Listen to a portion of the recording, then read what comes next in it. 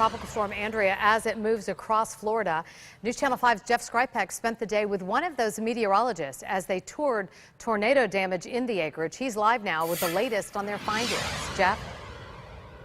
Well, as this neighborhood here in the acreage tries to get back on its feet today, the National Weather Service spending hours walking up and down these streets here in this neighborhood, assessing all the damage. And they say, judging by all the downed trees and over here, the damage to homes, this neighborhood is lucky more people weren't seriously hurt.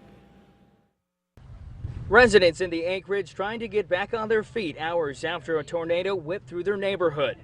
Oh yeah, look at that. As the outer bands of Tropical Storm Andrea moved through, right behind the storm, meteorologist Robert Moyeda with the National Weather Service. What's your overall impression as you've been touring up the streets and looking at all the damage?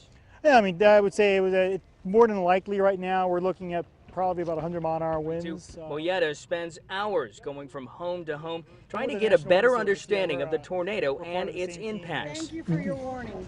It saved our life. Did you get the warning? They listened and moved, finding shelter before the ceiling came crashing down on them. You know, it just shows that, you know, even a few minutes warning makes a big difference. Moyeda says this was just the outer bands of Tropical Storm Andrea and says people are often surprised it can produce tornadoes. He says that's why he always reminds people not to focus on the center of the storm. You know, you don't need an EF5 to impact someone's home, you know, to hurt someone like we saw here.